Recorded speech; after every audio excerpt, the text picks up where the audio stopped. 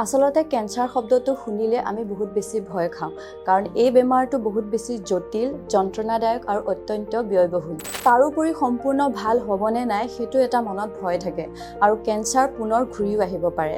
এতিয়াৰ কোনো চিন্তাৰ কাৰণে নাই কাৰণ পুনৰ্জন আয়ুৰ্বেদে এই ধাৰণাটো সম্পূৰ্ণৰূপে সলনি কৰি দিছে। ইয়াত ৰাসায়ন আয়ুৰ্বেদৰ পদ্ধতিত ক্যান্সাৰৰ চিকিৎসা কৰা হয়। এয়া এক প্ৰাচীন, নিৰাপদ আৰু ফলপ্ৰসূ চিকিৎসা পদ্ধতি যিয়ে শৰীৰৰ স্বাভাৱিক ক্ষমতা পুনৰ স্থাপন কৰে।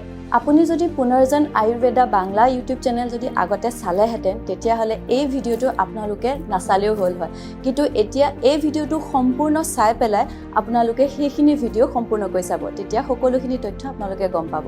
আপোনালোকে চাগে ভাবিছে অসমত ইমানখিনি হস্পিটেল, তাতে গুৱাহাটীতো ইমান ডাঙৰ ডাঙৰ হস্পিটেল থকাৰ পিছতো মই এইখন কিয় চুজ কৰিছোঁ, বলক আপোনালোকক প্রমাণের সৈতে দেখাই দিও। আপনালোকে এই ভিডিওটো চাওক। তো আমি প্রচণ্ডভাবে নার্ভাস ছিলাম যে আমার হাজব্যান্ডকে সুস্থ করে তুলতে পারবো কিনা, কিন্তু আমার হাজব্যান্ডের কেমো চলছে, তার সঙ্গে সঙ্গে আমি এই আয়ুর্বেদিক সেন্টারের আমি অ্যাড্রেস পাই এবং এনারা ভীষণ হেল্পফুল, আমার মনে হয় ভীষণ ভালো মানুষ এনারা, এবং আগের থেকে আমার হাজব্যান্ড অনেকটা ভালো। এটা আমার ভগবানের কাছে আমার সবথেকে বড় পাওয়া। যাই হোক, ভগবানের আশীর্বাদে যদি এই রোগটা থেকে মুক্ত হয় ততদিন পর্যন্ত আমাদের এই দুটো ইয়েটাই চালিয়ে যেতে হবে, এবং আয়ুর্বেদিক সেন্টারকে অনেক অনেক ধন্যবাদ। এবারে সত্যি কথাই মানে আগের থেকে ভালো রিপোর্ট, ভগবানেরও আশীর্বাদ বলতে হবে। চেষ্টা করব চালিয়ে যাওয়ার জন্য, ওনাকে সুস্থ করার জন্য, এটাই হচ্ছে কথা।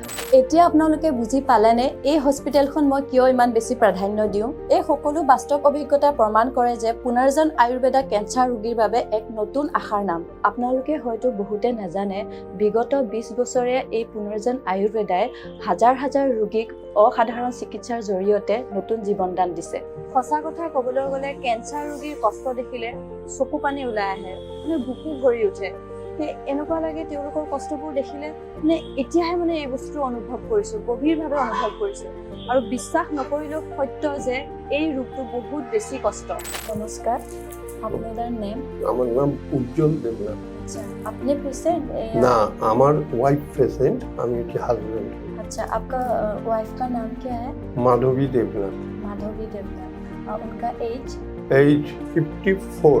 और आपको कब पता चला कि आपकी वाइफ को कैंसर है?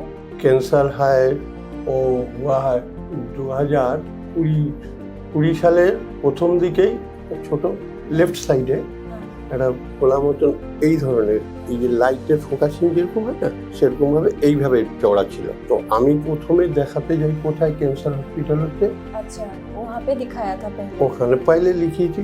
ওরাও বলেছিল যে আপনাকে কে বলেছে, আমার শ্রীরামপুরে একজন ডাক্তার, উনি বললো যে আপনি এক কাজ করুন, একটা মেমোরি গ্রাফ করবেন।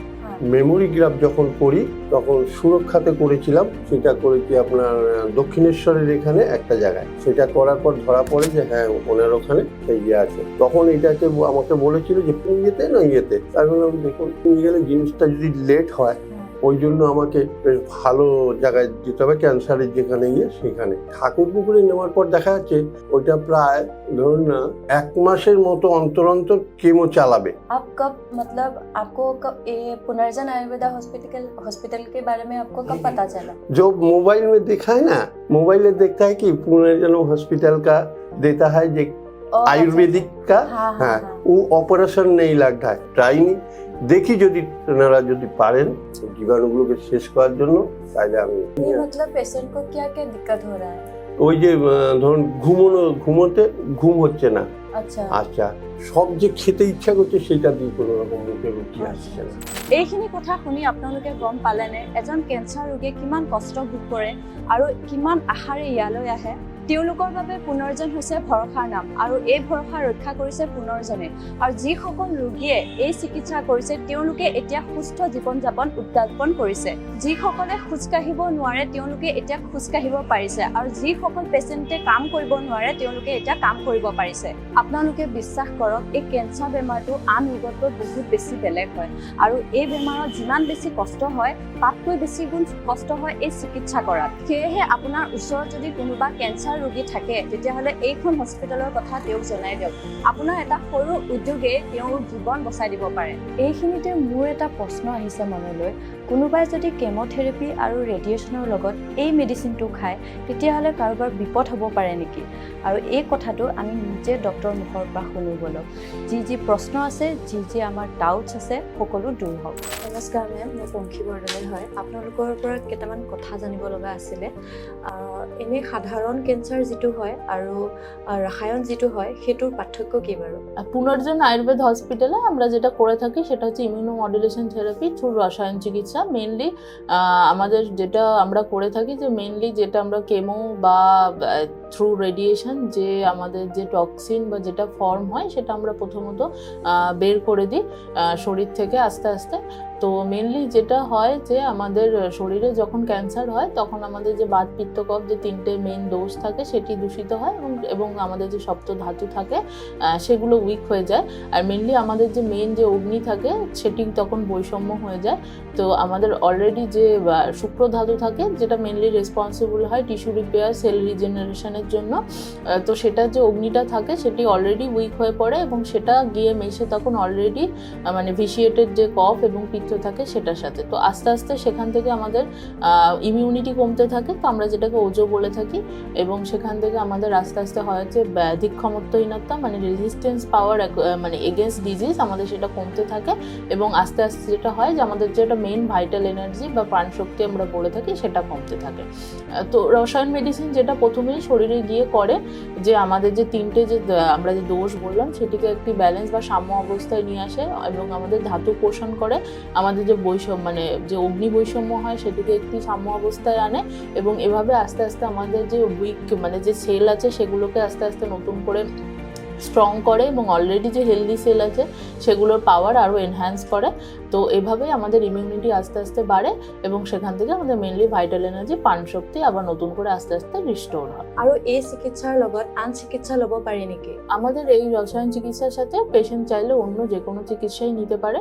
আমরা এটাও বলে থাকি যে কোনো পেশেন্ট যদি লো ডোজ কেমোর সাথে আমাদের মেডিসিনটি চালায় তাহলে তার আরও ভালো সে ফল পায়। আন কেঞ্চাৰৰ চিকিৎসাত বহুত পাৰ্শ্ব প্ৰতিক্ৰিয়া থাকে বুলি শুনা যায়, কিন্তু ইয়াত পাৰ্শ্ব প্ৰতিক্ৰিয়া থাকে নেকি বাৰু? মেনলি যেহেতু এই চিকিৎসাটি আমরা বলে থাকি ইমিউনোমডুলেশন থেরাপি, তো মেনলি এটা কাজ করে আমাদের মেনলি ইমিউনিটির উপর। তো আমরা সেরকম এখনো পর্যন্ত সেরকম কোনো মানে পার্শ্ব প্রতিক্রিয়ার কোনো সেরকম আমরা মানে কমপ্লেন এখনো পাইনি। আপোনাৰ পৰা এটা কথা জানিব বিচাৰিছিলোঁ, এনেই আমি বহুত চিকিৎসাৰ কথা শুনিছোঁ কিন্তু ৰসায়ন আয়ুৰ্বেদৰ কথা বহুত কমকৈ গম পাইছোঁ, গতিকে আপুনি ইয়াৰ বিষয়ে ক'ব পাৰিব নেকি? নিউটন আয়ুর্বেদে যেগুলো আয়ুর্বেদের রসায়ন ওষুধ আছে তাই দিয়ে চিকিৎসা করা হয় রোগী। প্রথমভাবে যেটা করা হয় যেখানে ক্যান্সার হয়েছে সেই অংশে প্রাণশক্তি সঞ্চয় করা হয় যাতে ক্যান্সার কোষের বৃদ্ধি ধীরে ধীরে কমে আসে, এবং এর দ্বিতীয় পর্যায়ে যেটা করা হয় যে ক্যান্সার রোগীর শরীরে যে মেটাস্টেসিস এবং ছড়িয়ে পড়া পদ্ধতি সেটা যাতে বন্ধ হয় সেইভাবে চিকিৎসা করা হয়। এই চিকিৎসাটো শেষ পৰ্যায়ৰ কেঞ্চাৰ ৰোগীৰ বাবে কাম কৰেনে? আৰু আপোনালোকৰ হস্পিটেলত এনে ৰোগী আছে নেকি? রোগীর যে কোনো পর্যায়ে এখানে চিকিৎসা শুরু করা যেতে পারে। আর 2020 সালে এখানে আসে যিনি ক্যান্সারের একদম শেষ পর্যায়ে ছিলেন, প্যানক্রিয়াসের ক্যান্সারে।